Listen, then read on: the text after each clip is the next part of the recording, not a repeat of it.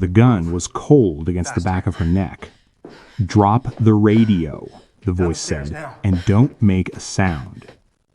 Diana's hands went up slowly, not from fear, from calculation. She was alone. Third-floor stairwell, security uniform, and the man pressing that gun against her spine was connected to one of the most dangerous smuggling operations in the region. He thought she was nobody. That was still the only thing keeping her alive. But this didn't start here. It started 3 weeks earlier, in a lobby, with a humiliation that set everything in motion. She arrived at 6:45 on her first morning. Hair tied back, no makeup, uniform one size too big. She looked like someone who needed the job. Good. That was the point. She was assigned to the main lobby under Patterson, a senior guard who gave her one long look and said nothing. By 7:30, the man who would change everything walked through the front doors. Victor Lake, Chief Operations Officer, tailored suit, silver watch, the walk of a man who expected rooms to rearrange themselves around him. He passed the security desk without glancing at either of them. Diana watched him go, filed it away. The humiliation came 90 minutes later. A courier arrived with a sealed urgent envelope. Standard procedure: verify ID, log the item, call upstairs for confirmation. Diana was mid-call when Victor came back through the lobby with 2 associates. He stopped. "What's the delay?" "Verification, sir. Standard protocol." He looked at her the way powerful men look at people they've already decided don't count. Slow, precise. "The courier comes every Tuesday," he said, his voice dropping just enough to carry. 2 years, every Tuesday. A pause. "Is this your first day?" "Yes, sir." "Then let me be clear." He stepped closer. "We don't hold up operations because a new guard wants to feel important. Log it, let him through, and don't make me stop again." The courier stared at the floor. His associates said nothing. Their silence was its own kind of statement. Diana held Victor's gaze for 2 seconds. "Yes, sir." She cleared the courier through. Victor didn't look back. She picked up her log sheet, hand perfectly steady. She wrote down the time, the details, the package. Then she wrote, V. Lake, COO. She drew one clean line underneath it. He had no idea what he'd just started. He talked down to her in front of everyone. Quiet, deliberate. That's always worse than loud. If you've ever been dismissed by someone with no idea who they were dealing with, stay right here. This one is for you. 6 weeks ago, Diana was in Amsterdam. 8 years abroad. London for university, Paris for consulting, then Amsterdam. Her own practice, her own life, an identity built on her own terms. She had stopped needing to be Robert Ashworth's daughter. Then the call came, from his doctor, not from Robert. That detail hit harder than anything else. Robert Ashworth always made his own calls. She was on a flight in 36 hours. She sat at his bedside and looked at the man who had always seemed immovable, thinner, quieter, the machines beside him steady and indifferent. "I need you to take the company," he said. "I know. Something is wrong inside those walls." He stopped, steadied himself. "Numbers that don't add up. A contract signed without my approval. A conversation my assistant overheard." He shook his head. "I don't know who to trust anymore. Tell me everything." He gave her what he had.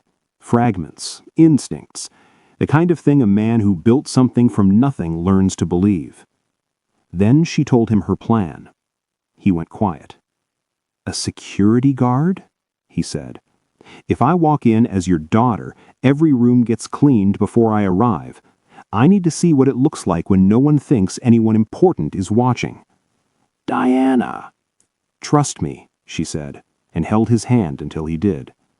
As she got up to leave, he said quietly, "Be careful, please." She promised. She didn't know yet how much that promise would cost her. Victor Lake had been with Ashworth Group for 9 years. On paper, exceptional. COO in 6, consistent results. Robert trusted him completely. What the official records didn't show, what couldn't show, was the parallel operation he'd been running for 4 years. 3 of the company's logistics routes had been quietly modified. On paper, dry freight, commercial cargo. In reality, sealed containers, compromised checkpoints, officials on a private payroll. The people he worked with were not businessmen. They had come to him through an intermediary 4 years ago. He said no the first time. The second time, the offer was larger, and what happened if he refused again was made quietly, unmistakably clear. Now he was managing 2 lives, and both depended on the same thing, controlling the logistics division, which meant controlling the company. He had a plan. The board was already leaning his way. Then Diana Ashworth came home. He set his coffee down when he heard and stared at his desk for a full minute. 8 years of no interest. Now this. It wasn't part of the plan. He managed his reaction carefully, but his deputy, Marcus, had worked beside him long enough to read the silences. "There may be another approach," Marcus said. Victor looked at him. "She's been out of the country for 8 years. She doesn't know the internal relationships. If she were aligned with you personally, the transition becomes an asset instead of a problem." Victor was quiet for a longer moment than a principled man would be. "Get me her number," he said. It cost him $3,000 in cash, slipped to the CEO's personal assistant in a folded envelope. He called on a Friday evening, warm, self-deprecating. He mentioned a restaurant she might like. He offered to show her around when she'd settled in. She said she'd like that. He hung up, feeling like the situation was under control. He had no idea he'd just spent 20 minutes charming the same woman he'd publicly humiliated in the lobby 3 days earlier. He had no idea she was the guard he walked past every single morning without registering her face. The moment he decided she wasn't worth looking at, he lost. Diana had a system. 8 years of consulting, inside institutions, looking for what they tried not to show, had given her a precision she now applied to her father's company without mercy. Every name, every irregular movement, every shipment that didn't match the manifest she was checking it against. By day 5, something felt wrong. The south loading dock ran on a schedule that didn't appear in any official system. Twice in 1 week, she watched sealed containers transferred to a vehicle with no company registration, supervised by a logistics manager named George, who reported directly to Victor Lake. She photographed what she could, noted plates, found 2 manifests altered retroactively, the font spacing on the revised lines just slightly off, the way it always is when someone edits a document and doesn't know what to look for. She was building a file, carefully, quietly. But someone had started watching her. Victor called again. 3rd call. More relaxed now. He thought he had momentum. "The logistics operation," Diana said lightly, almost in passing. "My father always said that was the backbone of everything." A pause. Half a second. Almost nothing. "The team is excellent, very efficient. I'll walk you through everything when you're officially in." She laughed, changed the subject. Let him relax. But after she hung up, she sat with that pause. She had touched something. And now Victor Lake was on the other end of that call, thinking about the questions she'd been asking, deciding whether they had a shape to them. She didn't know it yet, but the clock had started running. Emmanuel had been with the company 16 years. Maintenance. He moved through the building with a mop and disappeared to everyone above floor supervisor. That invisibility had cost him nothing. It had given him everything. He knew this company the way its executives never would. He found Diana in the break room on a Wednesday evening, uniform still on, food untouched. He sat down across from her without asking. "You have your father's eyes," he said. She looked at him carefully. "I've been here since this was 12 people in one room." He said something on the table between them, a small folded paper packet. "My grandmother was a healer. This compound, I've seen it work on kidney inflammation when medicine had nothing left.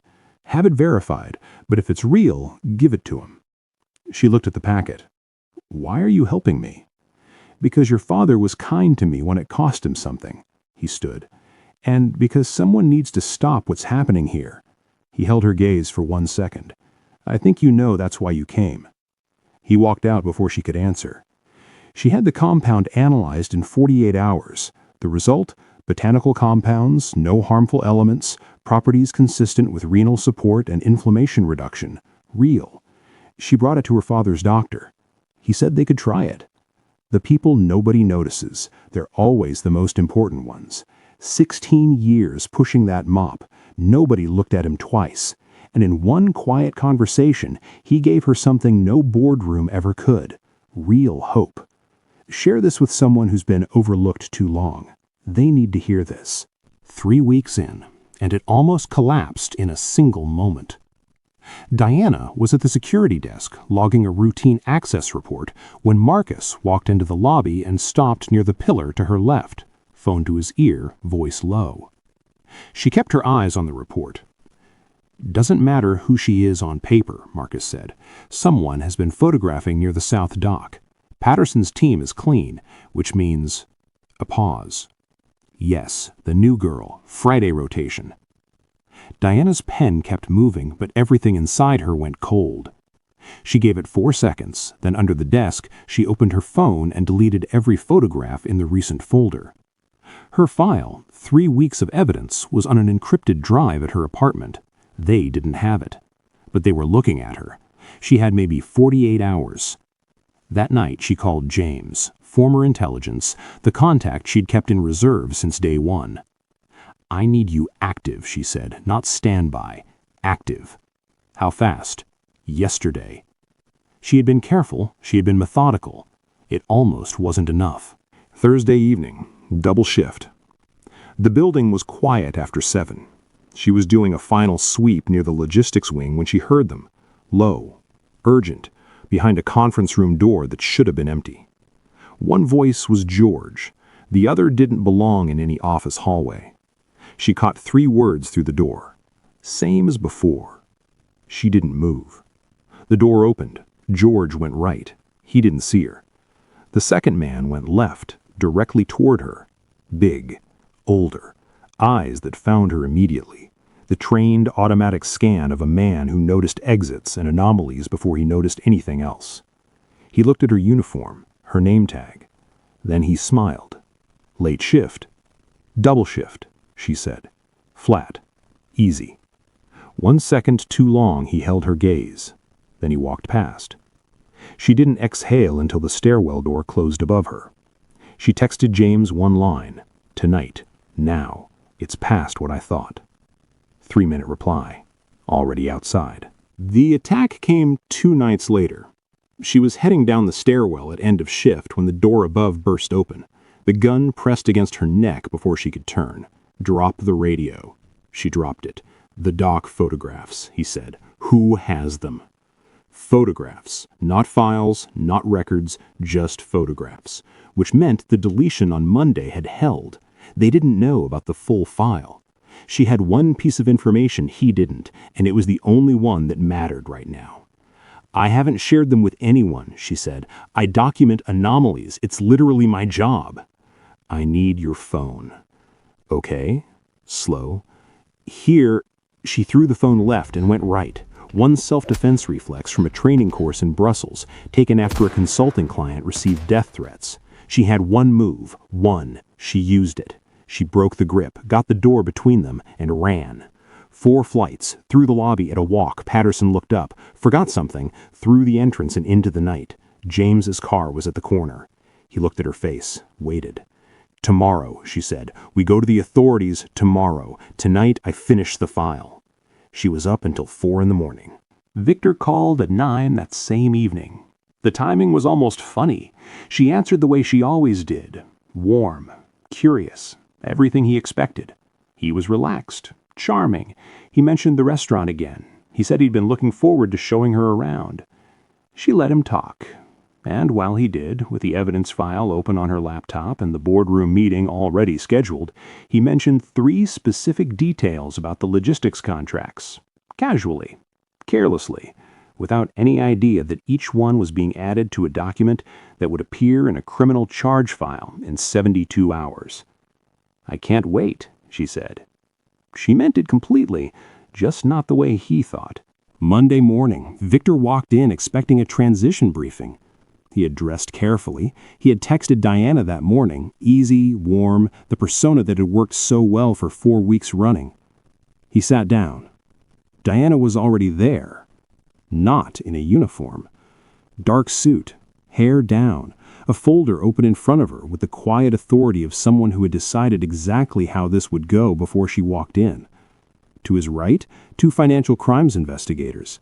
To his left, a logistics regulatory official. At the far end of the table, in a wheelchair, IV line still taped to his arm, completely and entirely alert, Robert Ashworth. Victor looked at the room. And then, in a single breath, it all collapsed. The lobby, the desk, the guard he'd lectured on her first morning, the woman he'd charmed on the phone while she'd been filing evidence in the next room. Diana let him absorb it. Then, 3 weeks ago, you stopped in this lobby to correct a new security guard for following proper verification procedure. You told her she was holding up operations because she wanted to feel important. She paused. Her name was Diana Ashworth. I hope the irony isn't lost. She opened the folder.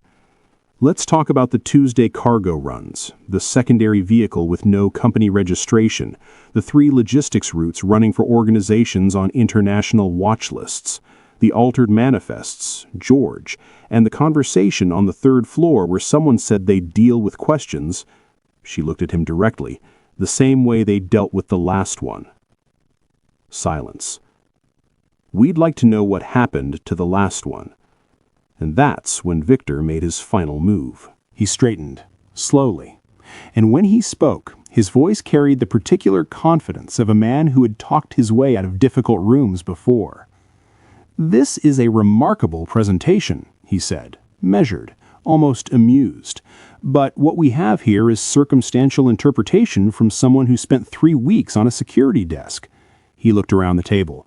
"The documents she's referencing relate to a route restructuring I personally initiated 8 months ago. I have the board memos, I have the sign-offs." He spread his hands, open, reasonable. "I think we should be asking why Robert Ashworth's daughter felt the need to conduct a covert operation inside this company instead of simply asking questions. What was she really looking for?" He let it sit. One of the investigators glanced at his notes. A board member shifted. For 3 seconds, Victor Lake almost controlled the room. Then Diana reached to the back of the folder and placed 3 documents on the table. "The board memos you mentioned," she slid the first one across. "Signed by you, dated 14 months ago." She slid the second. "The original, dated 16 months ago, before the route was created, with your signature on a different document entirely, establishing an off-book payment account linked to a shell company in Cyprus." She placed the third. "And a call log, 4 calls, from your personal number to mine, beginning the day after you paid $3,000 to an assistant for access to it." She looked at him. "The route restructuring story is on page 4 of the charge document. They've already read it." Victor's hands were still on the table, but the composure had gone somewhere he couldn't get it back from. "You paid my number," Diana said. "You called me 4 times. You rehearsed. You were very good." A pause. "But you were talking to the guard you'd already told everything you needed me to know." She tilted her head slightly. "You exposed yourself the moment you decided I wasn't worth looking at." Robert Ashworth had not spoken. He sat at the end of that table and watched his daughter dismantle a man twice her experience, with the particular calm of someone who had done their homework and trusted it completely. He looked like a man who understood, finally, why she had needed to leave, and why she had needed to come back. He tried to take the room back. He almost did, and she reached into that folder and closed the door on him with 3 pieces of paper. Comment Diana right now because she just earned it. Victor Lake was arrested 4 days later. Fraud, conspiracy, cross-border smuggling facilitation. George was also arrested that same afternoon. The man from the stairwell at an airport checkpoint 48 hours after that. The personal assistant cleaned out her desk in silence. The logistics division, independent audit. 3 route operators, licenses revoked. 2 government officials referred for investigation. Everything Victor had built inside a company built by someone else's honest work, gone in 11 weeks. Robert stabilized in the 6th week. The inflammation markers dropped. His doctor called it a meaningful trend. Robert called it something else, quietly, with Diana beside him in the hospital room. 16 years, he said, looking at Emmanuel's folded packet, and I stopped knowing his name. Diana said nothing. He looked at her. You came home. I came home, she said. 2 words, everything. First day as CEO, Diana walked into the lobby at 7 in the morning. Patterson straightened at the desk. Good morning, ma'am. She stopped. The courier verification protocol I was following on my first morning? Yes. Mandatory. Every guard, every shift, starting today. She walked to the elevator, pressed the executive floor. When the doors closed, she let herself breathe, all the way in, all the way out, the way you breathe when something you've been carrying for a very long time finally lands where it was always supposed to. She came in through the lowest door in the building and left through the top floor. Every person who dismissed her handed her exactly what she needed to win. That's not just a story. Remember that the next time someone decides you're not worth looking at. Share this. Comment which moment hit hardest. And if you're new here, subscribe. We're just getting started.